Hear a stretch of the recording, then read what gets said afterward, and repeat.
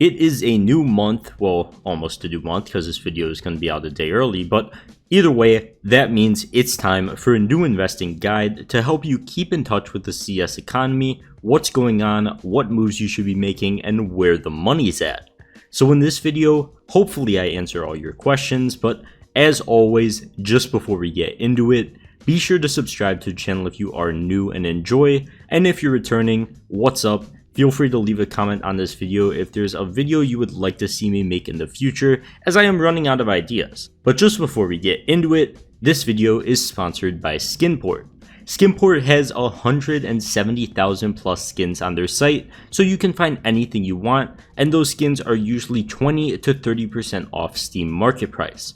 Looking to start investing in operation skins? Well, you can scoop up the M4A1S Icarus Fell for only $175, while on the Steam market it's around $235.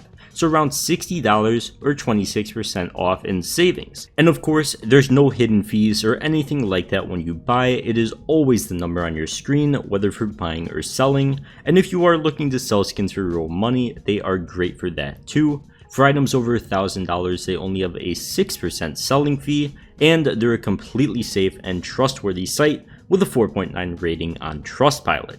So be sure to sign up with that link in the description today. Helps me out a lot, and of course helps you save a ton of money. But for now, let's get right into the video. So first of all, let's talk numbers for a sec. A few videos ago, I showed the CSGO player count and how it finally started to get in the green again. At that time, a few weeks ago, we were just barely in the green, hovering around a change of plus 1,000 average players in the past 30 days. But now, we're definitely looking up with around 6,000 plus players in the past month now. As I said, with fall months coming and coming off of inflated COVID numbers, we're going to see numbers start to increase again.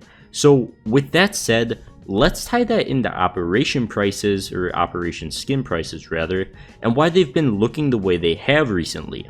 Nothing drastically has really changed, honestly. We'll look at the Desert Eagle Emerald Jormungandr again, as it seems to just be the go-to skin for some reason and might as well just stay consistent, but it still is pretty stagnant. Maybe a very slight downtrend if you want to consider it that. It's kind of hard to tell since it's not like a P250 sand dune or something where a ton of them exist. Not many of these things are being sold on a day-to-day basis, which makes it kind of hard to see what's happening on the week. But we're definitely not in what I would say is selling territory with any operation skin, even if they are dropping slightly, as it's pretty much expected. Coming off of an operation with player counts hitting highs we haven't seen before, which was a leading cause of the spike in skins that we saw alongside with it, it shouldn't be too much of a surprise that these skins are now starting to drop off, as a lot of those players are leaving the game.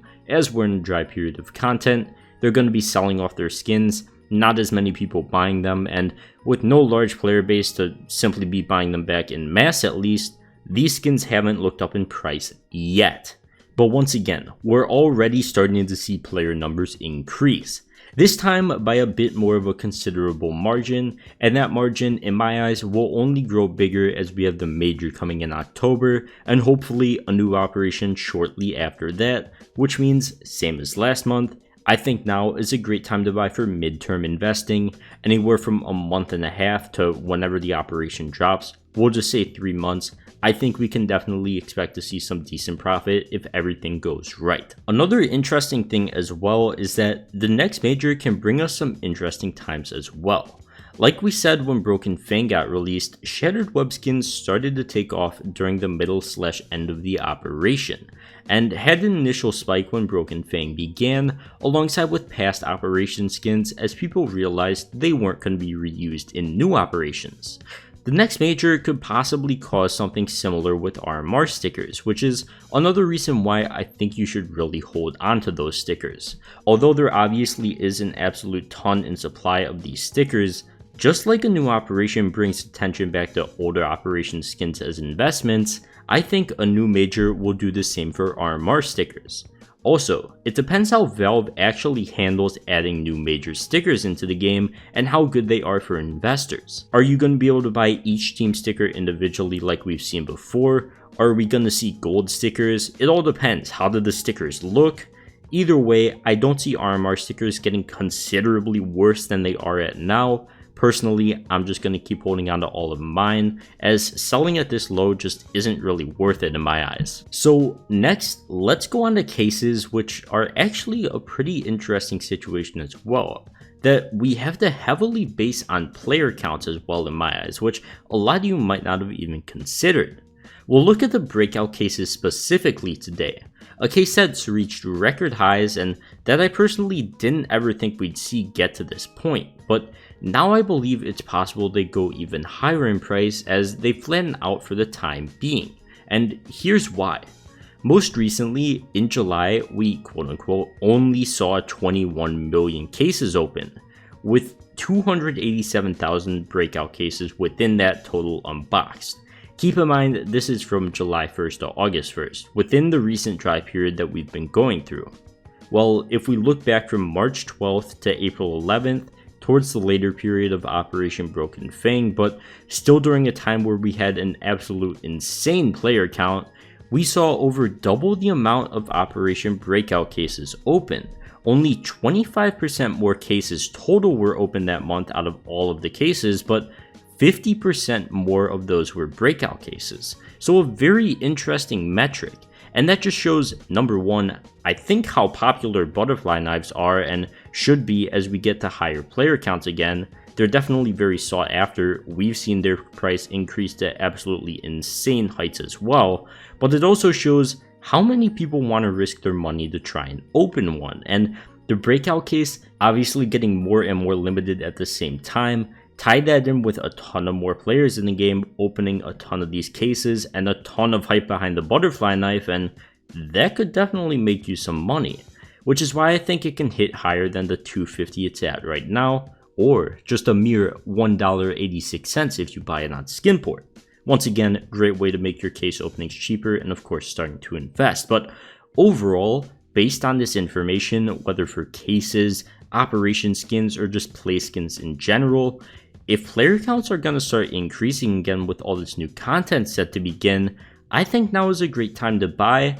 I've been repeating it in a lot of videos, as I'm sure you could tell, but not much has really changed, so I don't really have a choice. Just gotta be patient for the time being. But this new breakout case information that I really just looked at deeper today kind of shows that butterfly knives could very well start taking off again, or at least breakout cases can.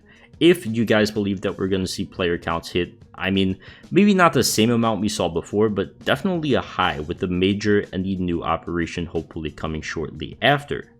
But as always, all of this is just my own opinion based on past trends, how I think it'll affect the future and all that good stuff, and of course my 6+ years spent in this market. So overall, just invest at your own risk. You can always lose money, it is not guaranteed profit, but most importantly, I just recommend being patient. So besides all that, I think that does wrap it up for this video. So if you did enjoy, definitely be sure to subscribe, check out some of my other videos. If you have any questions about more specific investments, as this video was kind of broad, I've probably made a video on it. If you are interested in it, just look up like Suka Hotfire Gamma cases and something will come up, as I haven't made a video about those. And of course, check out the homies over at Skinport to start saving some money on whatever you want related to CSGO. But for now, that wraps it up, so I'll see you guys in the next one. Peace.